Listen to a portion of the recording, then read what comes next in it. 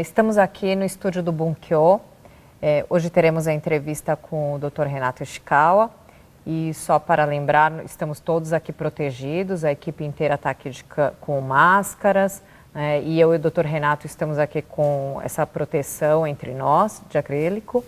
E estamos aqui para conversar um pouco sobre os 65 anos do Bunkyo e também entender um pouco da história pessoal, social e empresarial do Dr. Renato Ishikawa.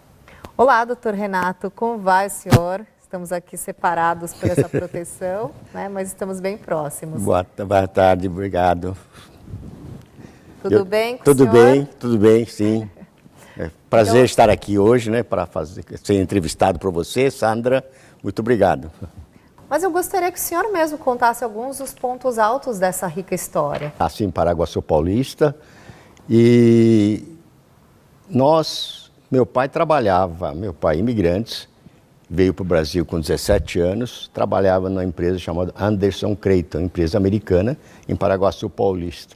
E ele tinha uma função de fazer a intermediação entre produtores japoneses e a empresa Anderson Creighton. E quando eclodiu a guerra, ele achou que não deveria trabalhar, ele sentiu-se confortável em trabalhar numa empresa americana e pediu demissão. A partir daí, ele tornou-se professor da língua japonesa, por isso que nós mudamos de cidade a cidade, onde tinha escolas ou uma comunidade que precisava de um professor da língua japonesa.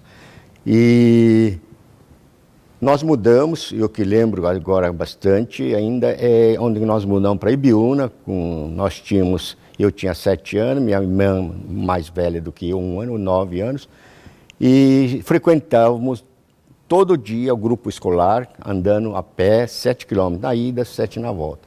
Mas foi uma vida muito gostosa, vida de criança, e quase que nós não usávamos sapato ainda, né? Ia a pé e descalço. Mas foi uma vida gostosa e quando terminamos o grupo escolar, no Ibiúna, na cidade de Ibiúna, não tinha os cursos ginasial, e meus pais resolveram mudar para São Paulo. Foi na época de 1950 que nós vamos para São Paulo e foi exatamente no 54, para ser mais exato, estava comemorando o 4º centenário da cidade de São Paulo. Viemos para São Paulo, caipirão de interior, e aí ginásio era o melhor que tinha, não tinha ginásio particular, e melhor era ginásio da escola pública. Então eu me inscrevi, aprovei, fiz a admissão no Instituto Caetano de Campos, lá na Praça da República, e terminei o ginásio, e depois fiz colegial, mas minha ideia, minha vontade era ser médico. Então eu fiz científico, mas também não podia ser, porque aí eu tenho que trabalhar para ajudar o sustento da família e resolvi não seguir minha vontade e mudei para a área econômica, né? Infelizmente, e aí fiquei, eu acho que ainda bem, porque se eu tivesse feito a minha vontade, pudesse feito a medicina, talvez não teria a carreira que eu tive. Então, mas não sei, isso tudo não se sabe, né? Mas enfim. Eu fiz economia, fiz curso de pós-graduação de economia, depois fui para o exterior fazer curso de especialização também na área de finanças. Trabalhei em empresas grandes, multinacionais, né? Hoje não se chama multinacional, mas na época falava empresas multinacionais, né? E 2 empresas que eu posso bastante citar aqui, a Ericsson, empresa sueca, e também, depois da Ericsson, fui para a NEC do Brasil, empresa japonesa, mas foi numa época incrível, porque na época do governo militar, o Brasil tinha uma prioridade para construir um sistema de telecomunicações modernas que pudesse fazer a comunicação quase que instantânea. Porque antes, São Paulo para Rio, fazer a comunicação levava 3, 4 horas, porque não podia fazer a descagem direta, tinha que pedir a intermediação da telefonista que ficava na central na 7 de abril, você pedia a linha, aí esperava a telefonista te passar a linha e depois você discava para Rio de Janeiro. Mas então isso levava 3 a 4 horas. Mas a partir de 1970, por aí, então implantamos o descagem DDDs, né, descagem direta, que foi instantâneo, né, quase fazia a descagem instantânea. Aí depois foi implantado também DDI, que era internacional, descarte indireta internacional, e assim foi uma sucessão de melhoria que o Brasil teve. Então, na época do governo militar, tinha total prioridade na área de telecomunicação, foi investido maciçamente e hoje nós vemos essas telecomunicações que eu acho que é um dos melhores do mundo. Hoje podemos falar lá em Manaus ou uma Amazônia, no interior da Amazônia, com celular. Imagina que isso era coisa impensável na época, né? Então, a comunicação no Brasil foi realmente implantada e eu fiz parte desse desenvolvimento. Eu sinto muito orgulho e honra de poder ter participado com uma pequena parte nesse processo de melhoria de telecomunicações, né? Então, essa foi a minha vida e tem algumas coisas interessantes que eu gostaria de falar, né, aqui. Na Ericsson, empresa sueca, com 37 anos fui nomeado diretor financeiro, né, CFO, né, Chief Financial Officer. Então, todas as empresas subsidiárias da Ericsson, que é empresa sueca, eram suecos. Presidente e de financeiro eram suecos, eram infalivelmente suecos. Isso eu quebrei essa regra deles e fui nomeado um japonês na empresa sueca, primeiro financeiro. Essa foi uma passagem que eu bastante lembro, que eu orgulho disso, né? E outra coisa, como você me falou na coisa, aí, Sandra, foi primeiro presidente Nissei, né, Nissei na NEC do Brasil.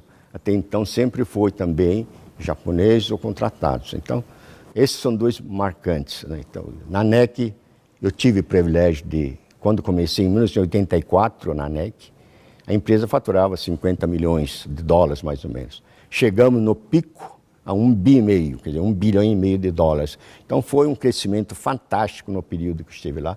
Aprendi muito, trabalhei muito, mas foi muito bacana. E até que eu tinha esse jeito um pouco agressivo de trabalhar, então até que a matriz, a NEC Corporation, fazia, Renato, vai mais devagar. Então, era assim a situação, né? Então, mas eu não consigo ser diferente. Eu sou o que sou e vou embora, né? Então, realmente, sorte minha, estava preparado para uma ocasião certa, onde fui promovido. Eu acho que foi uma carreira gostosa, eu tenho boas lembranças, tanto da NEC como da Ericsson, né? Então, até hoje eu mantenho amigos lá, da minha época, contemporâneo. Foi muito gostoso, ao todo, entre Ericsson e NEC, quase 40 anos na área de comunicações. Foi bacana. Então, eu me sinto, digamos, realizado, ter trabalhado e contribuído para essa modernização das telecomunicações no Brasil, né?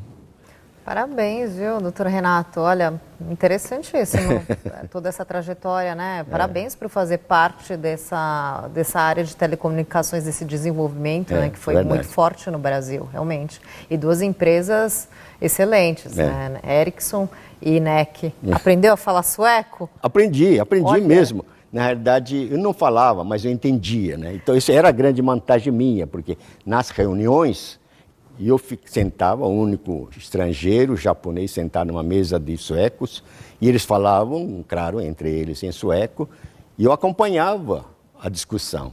Aí depois, no final, eu me denunciava, interferia. Aí eu falei, você não entendeu? Não entendi, não, eu estou pensando. Mas era gostoso isso, realmente. Falar um pouco diferente, suecos, né? É um povo, são pessoas maravilhosas, né? Eles têm uma retidão no pensamento, no comportamento, no agir. E eu realmente isso admiro muito desse povo sueco, né? Só para contar uma passagem, né? Eu quando ia muito para a Suécia, Estocolmo, e uma dessas viagens, uma pessoa lá, do assessor do controle da LM Ericsson, né, que é na Suécia, ele me pegou no hotel, fomos cedo, acho que às 6h30, 7h, chegamos lá no escritório matriz da Suécia, da Ericsson, na Estocolmo. E o pátio estava claro, estava cedo, estava meio escuro até. E ele estacionou o carro bem longe, né, perto quase no muro, onde estava a divisão do estacionamento. Aí ele chamava Ulf Siemens. O Siemens, por que você está estacionando aqui se tem tanto lugar, tanto espaço para estacionar o carro? Sabe por quê eu faço isso? porque aqueles que chegarem mais tarde, quase em cima da hora de eu começar o trabalho, tem que ficar com o carro perto da entrada. Então eu deixo aqui porque aí eles conseguem fazer isso. Olha, então é isso, esse sentimento de coletivo, né, de pensar no outro, né? O egoísmo pessoal deixa de lado para pensar no próximo. Isso é uma atitude, e normalmente é assim que eles agem, né? Então, só para construir uma casa ou pintar uma casa, além de prefeitura, que pedir aprovação da prefeitura, tem que pedir aprovação dos 4 lados da casa. E eles têm que concordar que vai fazer o telhado assim, pintar cores assim, porque senão a prefeitura não concorda. Quer dizer, isso é um respeito, que eu aprendi muito com eles, o respeito ao próximo, né? Então, eu acho que isso é bacana. E que eu faço paralelo com o japonês, a cultura japonesa também, né? Porque o japonês também, assim, acima de mim, tem o coletivo, né?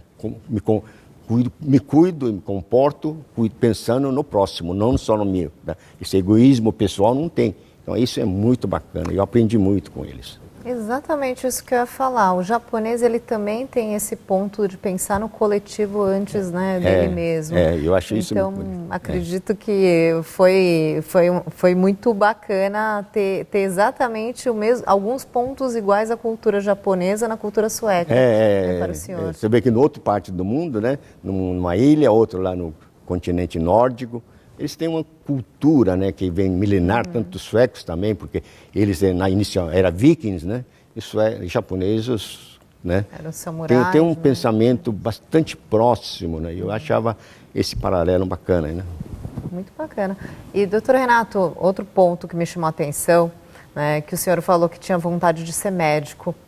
Olha, no final, né, se a gente for analisar, o senhor é o presidente do Hospital Santa Cruz. Então, de certa forma, eu acho que as nossas vontades, elas nos encaminham para onde a gente, de repente, teria que ser ou não, mas de alguma outra forma o universo, ele contribui para que a gente acabe realizando os nossos desejos, né? E aí, até aproveitando esse gancho, eu gostaria de perguntar para o senhor, como é que o senhor lida, né, com... Hoje em dia o senhor tem as responsabilidades do Bunkyo, né, como presidente do Bunkyo, né, mas continua tendo as suas responsabilidades na fazenda e também junto da CNL, né, da construtora. Então, assim, como é que o senhor adequa o seu tempo para dar conta de tudo isso, né? O senhor podia estar descansando. Né? É verdade. Mas, para mim, o trabalho para mim é o sentido da vida. Eu acho que o trabalho realmente, eu acho que é a vida nossa, né? Porque, claro, se fazer o diferente, se não puder trabalhar, eu estava com problema de saúde, alguma coisa. Mas poder trabalhar, para mim, é uma dádiva. Eu considero isso que é uma dádiva de Deus. Então, eu sempre gostei de trabalhar muito, muito dedicado, focado. E eu não, como outros dizem, não tenho medo do trabalho. Mas, enfim, eu gosto de trabalhar, né? Então, eu acho que poder realmente contribuir, ou retribuir, melhor dizendo, para a comunidade, tudo que a sociedade nos proporcionou, né? Isso é uma grande alegria para mim, né? Então, eu faço isso com muita alegria, tanto no Hospital Santa Cruz, de uma forma voluntária, que eu estou lá quase 10 anos, e agora, a partir de maio de 2019, presidente do Bunkyo, mas também eu faço isso com muita alegria. Eu não venho aqui, né, pensando, por que eu tenho que ir? Eu venho aqui prazerosamente, né, de uma forma bastante alegre. Eu venho aqui, cumprimento todos, falo muito. Aliás, se me permite, né, eu vou falar sobre pessoas, né? Eu adoro tratar as pessoas, eu adoro. Realmente, o relacionar com as pessoas, para mim, é muito importante, né? Então, até eu procuro conhecer um pouco as pessoas, através desses diálogos, cumprimentando, conversando, muitas vezes brincando, falando bobagens, mas é a forma que eu tenho, isso é muito natural meu, né? Então, é do íntimo meu, não é coisa artificial. Eu faço isso com prazer também, né? Então, fazer isso para mim é uma coisa muito prazerosa, né? Então, isso que eu faço... E tanto no hospital como aqui, para mim é um trabalho que dá muito prazer. Aliás, para trabalhar aqui eu gasto muito dinheiro. Mas enfim, é uma coisa gostosa. Poder fazer isso para mim é realmente para mim é realmente um privilégio. Nós agradecemos, doutor Renato. Mas temos muito em comum também. Eu também vi, eu tenho certeza. Que é isso, é pessoas e o retribuir para a sociedade. Exatamente. Isso é incrível. E quais foram as suas prioridades quando o senhor começou aqui a liderar o Bunkyo? Né? Eu sei que o senhor lançou o slogan Relacionamento e Harmonia. Como é que está sendo tudo isso? Como a gente conseguiu manter, o senhor conseguiu manter o slogan vivo? Eu acho que tanto na minha vida profissional, na Ericsson, na NEC, né, ou mesmo nas minhas empresas lá, tanto na CNL como na Fazenda, é um negócio, né, empresas, né, diferente. Mas também lá são pessoas que fazem acontecer. Então, eu cuido realmente, principalmente nas empresas, na Fazenda. Por exemplo, na empresa CNL, tem época que, se considerar indiretamente ou terceirizado tudo, chega a 1.000 pessoas, né? Então, funcionário direto eu tenho pouco, mas porque montei uma estrutura enxuta para poder terceirizar. Então diminuo ao máximo o custo fixo e ter variável, né? Então eu só contrato quando eu preciso. E trato tanto terceirizado como nossos funcionários ou colaboradores da mesma forma, né? Então isso é uma coisa que eu faço isso com... É um dogma meu, é uma coisa que eu carrego isso. Aliás, eu acho que foi minha mãe que me ensinou, porque minha mãe foi uma pessoa muito forte e me ensinou muito, né? Aprendi muito isso. Então, faço isso. E aqui no Bunkyo, quando eu comecei, falei, puxa, como que vai ser isso, né? Não é uma empresa, é uma entidade filantrópica, não tem a receita garantida, diferentemente do hospital, porque hospital você faz se você tem receita. Aqui não, aqui depende da mensalidade dos associados, das doações, dos eventos e a locação do patrimônio aqui. E para mim foi uma coisa totalmente diferente, novo. Mas outra vez, tem pessoas, né? Então abaixo tem um denominador comum que eu chamo, que são as pessoas que fazem acontecer. E aqui também totalmente voluntário, pessoas que estão aqui, diretorias, estão voluntários. E eu tive sorte, né, de ter na composição da diretoria fantástica, de empresários que foram presidente outros diretores, enfim, diferentes áreas de empresas, mas todos trabalharam numa posição de chave nas empresas. Então, tive esse privilégio de ter esse grupo que compõe a diretoria atual, e trabalhar com eles é muito bom, muito gostoso, né? Então, na primeira reunião, eu lancei esse slogan, vamos fazer diferente que tem agora, vamos dar muito valor no relacionamento. E relacionamento com harmonia, porque não adianta fazer. Aliás, né, o próprio nome da nova era do novo imperador Naruhito, Reiwa, significa bela harmonia, né? Então, até isso veio calhar para nós, fortalecer nossa ideia de ter relacionamento harmônico, né, com harmonia. Eu tenho batido nessa tecla, eu tenho colocado isso na prática, né, sempre. Eu viajei muito antes da pandemia, e se não fosse a pandemia, estaria viajando. Viajei do Brasil, de Manaus até Porto Alegre, São Paulo, então muitas cidades, participando de eventos de cada localidade, e até que quando eles me convidaram, mas o senhor vem mesmo? Eu falei, vou. Então eu fiz questão de ir a participar desses eventos. Também viajei para fora, fui para Peru, conhecer lá a associação, o Bunkyo, lá de Peru, né, aqui no Lima, muito bonito, muito bem organizado. Depois fui para Copan, em São Francisco, Estados Unidos, depois para participar do Kaigai Nikkei de Taikai, que anualmente eles fazem uma reunião de todos Nikkeis fora do Japão. Todos os japoneses fora do Japão o representante reúne em determinado lugar anualmente para fazer reunião. Então participei da reunião do ano passado, 2019, em Tóquio, né? Então, assim, eu estou fazendo esse relacionamento, tudo para mim isso é relacionamento. Uhum. Fazer de uma forma muito gostosa, muito harmônica, não faço isso de uma forma... não, isso é uma obrigação minha. Não, eu acho que isso me dá um grande prazer de viajar. Aliás, tudo do meu bolso, né? Eu sei da dificuldade do Bunkyo, né? Toda a passagem aérea, hotéis, isso é tudo por minha conta. E eu acho que é isso que nós estamos fazendo, e graças a Deus, isso é bom, porque os diretores que representam cada região, são 31 diretores regionais no Brasil, eles entendem essa minha vontade, minha voluntariedade de ir lá, participar lá, dar uma palavra com eles, participar dos eventos deles, entender um pouco cada problema da região. Eu acho que isso faz essa aproximação, interação Bunkyo com cada região. Isso me dá um prazer muito grande e isso que eu estou fazendo, cada vez mais integrado às associações, né?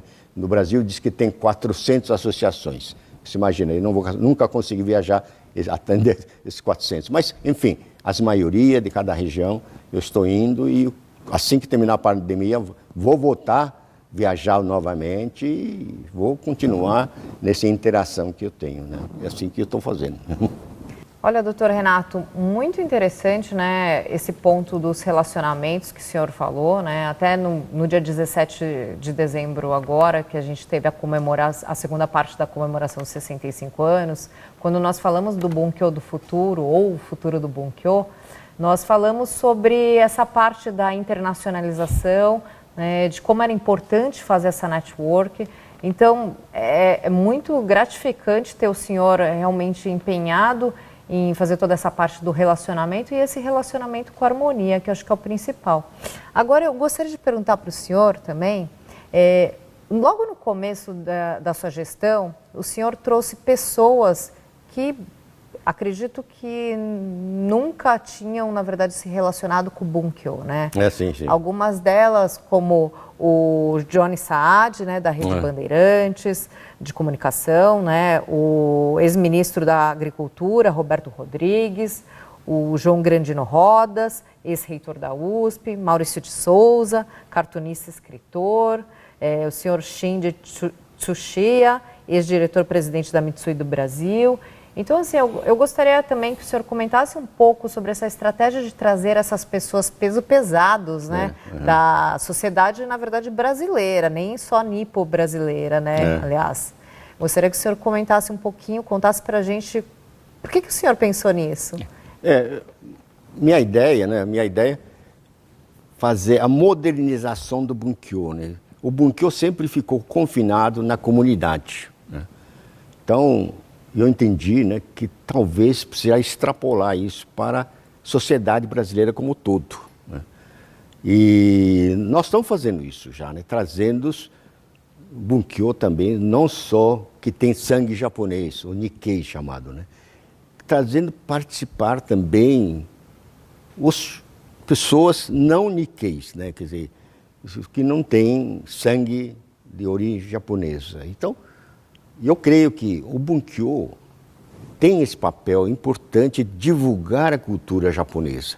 Nada melhor do que trazer as pessoas aqui, conhecer. Aliás, outro dia, quando eu fiz a primeira reunião desse Conselho Superior, que é composto por essas pessoas, que são pessoas ilustres da sociedade paulistana, levei-os para salão de chá, né?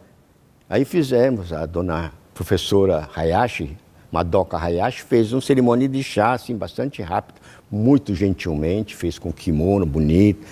O pessoal fala assim, como? Tem isso aqui nesse prédio? Nunca... Primeiro que tinha pessoas que nunca tinham participado de uma cerimônia de chá. Outros sabiam, mas não imaginava que estava aqui dentro do prédio do Bunkyo. É isso, essa é a intenção minha, né? Realmente fazer conhecer o Bunkyo, a sociedade da comunidade, o que nós estamos fazendo, o que nós fizemos, contribuímos para a sociedade brasileira, né? Então, eu fiz isso, foi uma coisa rápida, depois almoçamos uma comida japonesa, um bentô, e tudo isso é diferente, né? Então eu conheço bem essas pessoas, Johnny Saad do Grupo Bandeirantes, Maurício Souza, grande cartunista, muito conhecido no Japão, e também Dr. Roberto Rodrigues, professor da FGV, grande conhecedor da agricultura japonesa, incentivador. Esse pessoal realmente vão trazer para nós, Bunkyo, cada um de sua especialidade, novas visão, novo olhar de uma sociedade japonesa, né? Quer dizer, isso que eu acho que é importante. E levar para cada um para seu ciclo ou círculo de amizade que eles têm e levar o que nós estamos fazendo aqui. Esta foi a intenção. E também, claro, entender um pouco como modernizar, fazer modernização do Bunkyo, né? Aliás, é um trabalho aqui, tem que fazer um parente, um trabalho muito bacana, que o Dr. Kazuo Watanabe liderou em 2003, começou em 2002, terminou em 2003, relatório é 2003, com Kazuo Watanabe, mais 18 professores fizeram um trabalho chamado Modernização do Bunkyo. E estava engavetado por aí, não sei onde estava, mas eu resgatei esse documento, li com cuidado, analisei e entendi perfeitamente. E também calhou muito com a nossa ideia de fazer isso. Então, essa é uma ideia realmente, não só nesse nível de conselho superior, mas gostaria que viesse para a diretoria, para o conselho deliberativo, também no grupo jovens, que eu acho extremamente importante, né, convidar esses jovens. Aliás, hoje, né, falando aqui do Non-Nikkei, Rafael Petersen é o presidente da comissão de jovens, comandando vários jovens Nikkeis, ele que tem origem, acho, não sei... Não Nikkei, né? Né? Não Nikkei, né? Então, isso é importante, essa mistura. E esse pessoal que não tem sangue japonês, que interessa pela cultura japonesa, tem um valor muito maior. Nós temos que olhar com respeito, trazer, acolher esse pessoal e abraçá-los, porque eu acho que isso tem verdadeiro, porque ele faz isso com uma vontade própria. Nós somos obrigatórios de fazer isso, mas eles não. Então, adotam uma cultura japonesa, então isso é muito importante para nós. Essa mix que eu gostaria de fazer muito participativo do não japonês, né? Então, eu acho que isso é importante. E creio que essa mistura, trazendo essas figuras ilustres, né? E também eu trouxe também o senhor Tsuchiya-san, que foi presidente do Mitsui. Ele tem uma visão macro grande, foi presidente por muitos anos, ele tinha assento na Mitsui do Japão, ele tem uma visão empresarial muito forte. Então, essa mistura que faz para nós, enriquece a nossa forma de gestão, né? Nossa forma de administrar, né? Perfeito, doutor Renato. Até uma das minhas perguntas era sobre essa comissão, esse espaço que o senhor, na verdade, deu muito para os jovens, né? Mas acho que o senhor já contou agora para a gente e que realmente acho que é um dos destaques da sua gestão, né? E eu gostaria de perguntar mais uma coisa. A gente tem uma série de atividades culturais consagradas, como o Geinosai, que é o Festival de Música e Dança Folclórica Japonesa, o Festival de Danças Internacionais, a Exposição de Artes Plásticas e de Cerâmica, o Prêmio Literário Nikkei, entre outras. Mas depois foram acrescidos eventos como o Bunka Matsuri, o Sakura Matsuri, o FIB, que é o Fórum de Integração do Bunkyo, e entre outros. E também temos tido outras realizações, principalmente agora na pandemia, com destaque para os encontros do Bunkyo Rural e o de relações empresariais. Uhum. Então eu gostaria que o senhor contasse um pouco para a gente sobre todos esses eventos, a sua visão sobre eles e, de repente, se temos hoje no Bunkyo a ideia de criar outras comissões ou novos eventos que talvez não sejam tão típicos aos que a gente está acostumado. Eu acho que esses eventos tradicionais, né, que desde a fundação do Bunkyo vem trazendo ano a ano, eu acho que é extremamente importante para manter essa cultura. Nós faremos isso sempre, né, cada vez melhor, né? Outro dia aqui eu assisti um pedacinho da música clássica, né, com a professora Fukuda, que é a professora violinista fantástica de renome mundial. Esse é um trabalho que nós devemos continuar e fortalecer. Mas também, por outro lado, em paralelo, né, fazer esse tradicional, mas também agora coisas novas, que o Bunkyo Rural é mais recente, nós estamos na 11ª edição.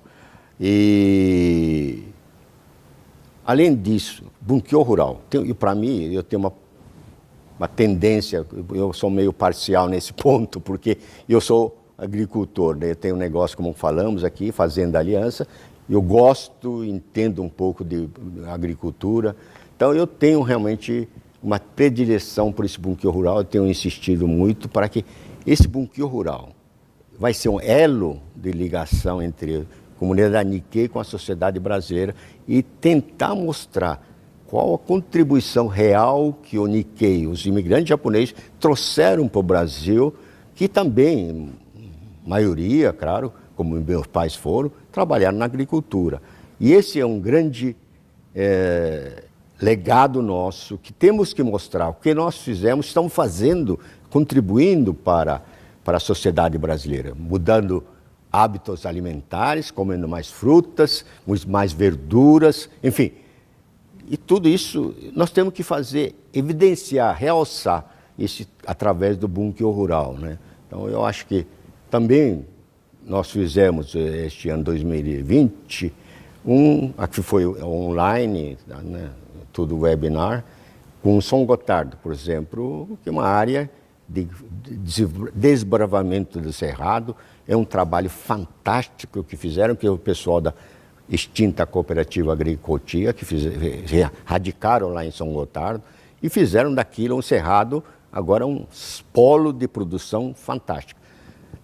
Também nós estamos pensando também fazer com Tomeaçu, que também tem uma história maravilhosa, linda, contribuição de trabalho fantástico de cacau, de pimenta e tudo mais. Então eu acho que isso, e além do mais, um novo sistema que eles estão fazendo lá, que é o chamado agroflorestal, que é combinação de agricultura preservando a floresta. Isso gostaríamos realmente de mostrar. E também eu queria citar aqui 2 projetos que também eu tenho uma predileção, tenho dado bastante força, que 2 projetos. Uma chamada Gerações, né? Esses Gerações são jovens que estão tocando, aliás, todos esses projetos que você citou aí, quem toca na realidade são os jovens, né? Então nós só ficamos dando palpite. Mas eles que são coordenadores, que fazem acontecer. E tem 2 projetos, como eu te falei, que é chamado Gerações, que foi trazido de uma reunião naquele que eu falei das Kaigai Nikkei Taikai lá do Havaí, em 2018, e trouxeram para São Paulo e adaptaram aqui, fazendo workshops, palestras, buscando saber qual é o verdadeiro valor do Nikkei, né? Quais são os valores do Nikkei.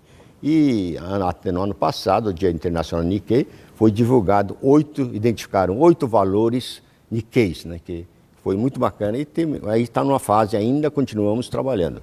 E outro projeto, que também eu acho importantíssimo, porque esse tem um fundo, um cunho social, que é uma parceria com o Consulado do Japão aqui em São Paulo, chamado Kakehashi, o Network, né? Qual é o objetivo desse projeto?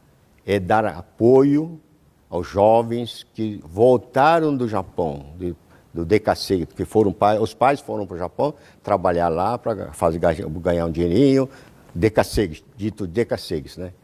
E também eles nasceram lá, foram educados na escola japonesa e vêm para o Brasil, voltam para o Brasil, tem certa dificuldade de socializar novamente, buscar escolas, dificuldade de falar português, etc.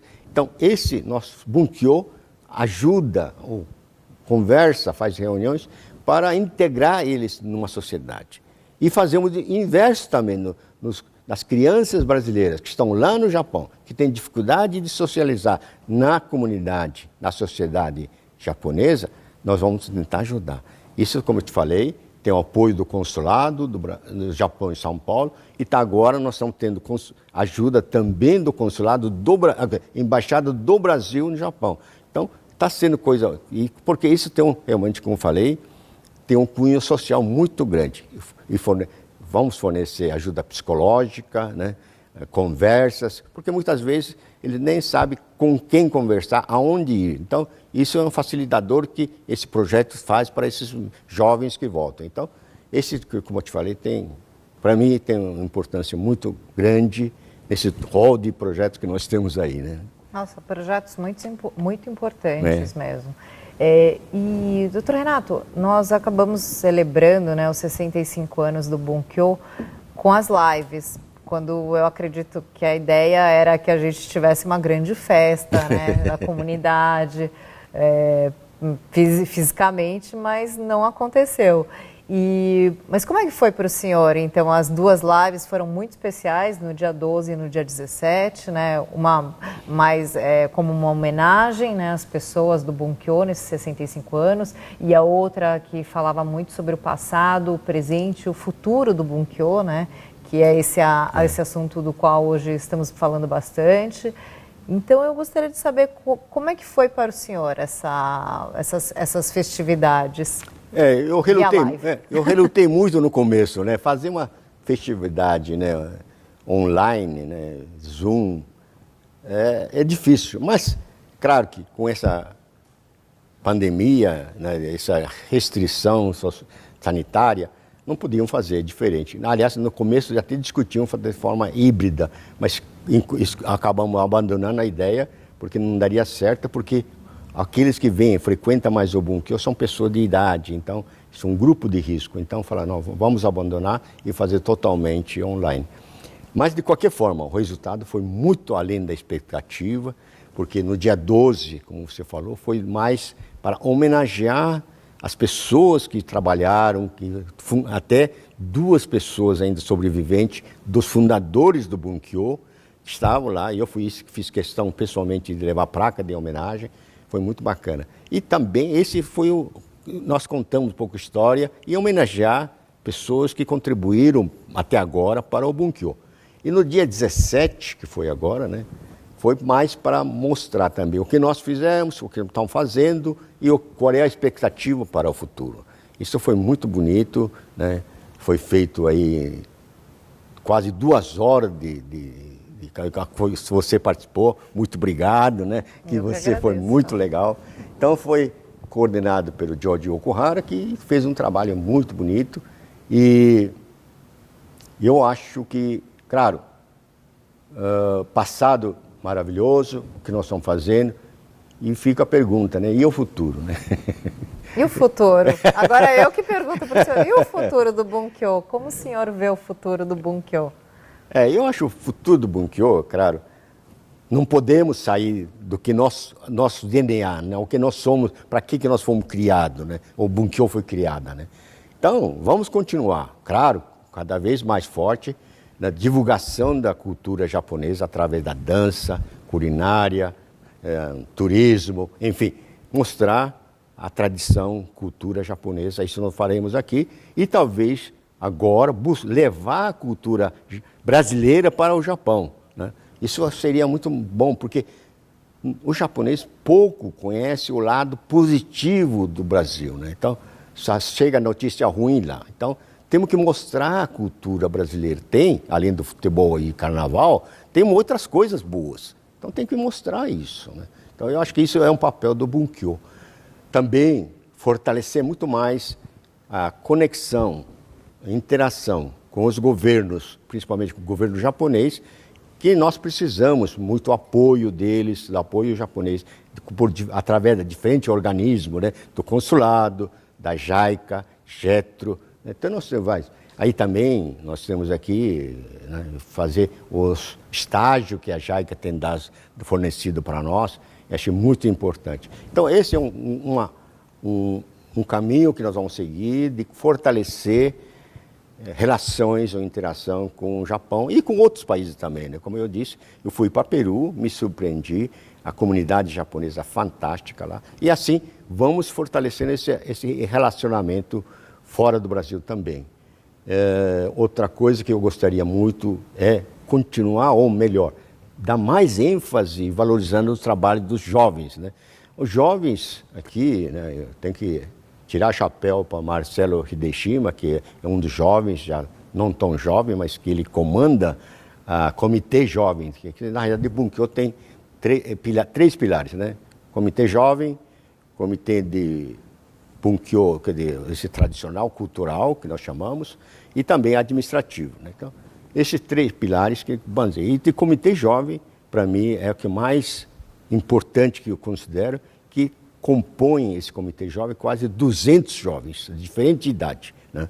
Que trabalham, cada um tem uma vontade, energia, e além do que está na fase de construção da sua carreira, mas mesmo assim contribui após o horário, na hora de folga, trabalhar com o Bunkyo. Eu acho isso realmente, como eu disse, eu tiro o chapéu, porque eles são realmente, é o futuro do Bunkyo, né?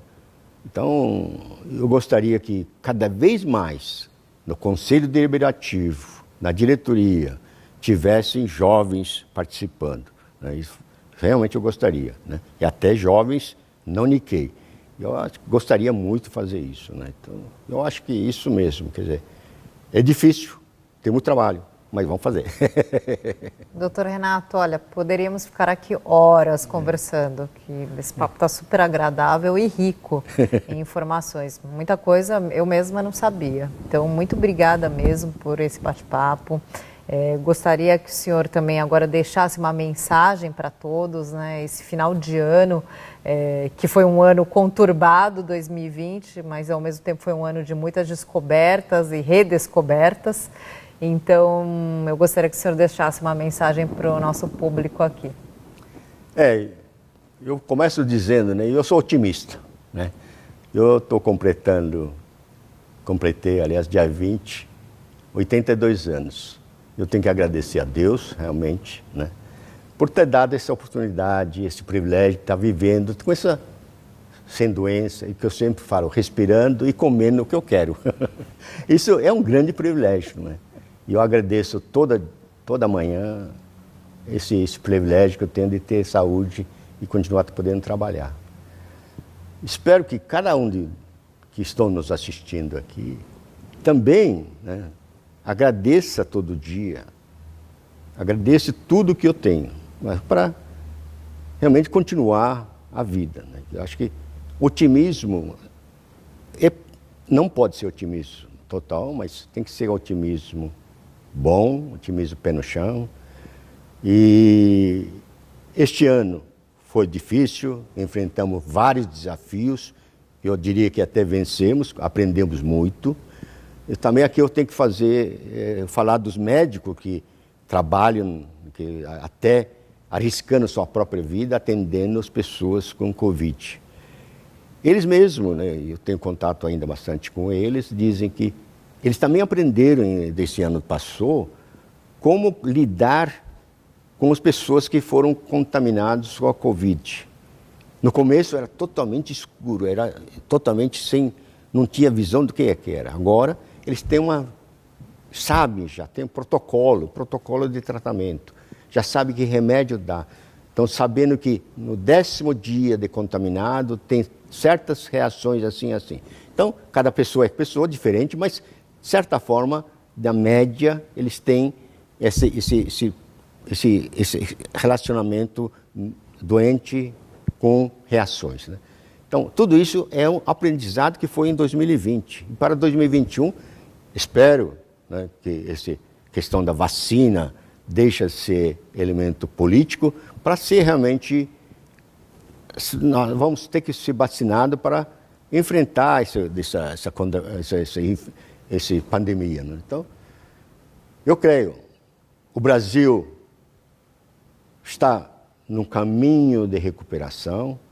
Eu também, como eu disse, eu trabalho na área de imobiliário, eu estou vendo uma reação bastante positiva, o que eu não esperava, era totalmente inesperado isso, porque eu imaginava que com essa pandemia o público ia se retrair, não ia comprar. Pelo contrário, estão comprando muito. Então, isso é uma apostar no futuro, é um otimismo de cada uma das nossas pessoas que estão aí. Então, eu não posso ser diferente, eu tenho que estar otimista também. Então, estamos começando com vários projetos também para atender essa demanda que está acontecendo. E espero que cada um, também, cada um na sua área, de uma forma diferente, mas sejam otimistas, acreditem em você mesmo, né? Porque isso que é importante. E 2021, 22, 23, vai ser... Não, talvez 21 não tão diferente, mas nós vamos passar isso, é fase. Toda coisa boa passa, toda coisa ruim passa também. Então, eu queria dar essa mensagem esse é natural meu de otimismo e que também seja bom para cada um de vocês, né, que estão nos assistindo, né, Sandra? Para 2021 entrar com o pé direito, fazer a coisa, porque não dá para ficar sentado esperando que o Deus nos ajude, mas não é assim, nós temos que fazer a nossa parte e fazer mais, muito mais. Então, eu creio que 21 vai ser diferente do 20, 22 vai ser diferente do 21 e eu acho que o Brasil vai sair dessa coisa, vamos seguir e a economia está melhorando, o mundo vai melhorar, então com isso nós vamos melhorar também. E eu acho que só posso ter essa esperança com dose de otimismo, mas uma esperança boa e eu vejo que o 21 vai acontecer. Então, essa é a minha mensagem, dizer, continua firme, acreditando em você mesmo, fazendo a sua parte, e certamente vai ser melhor. Muito obrigada, doutor Renato, pela entrevista. Muito obrigada a todos que estão nos assistindo. Obrigada à equipe que está aqui conosco, né? Todo mundo aqui gravando.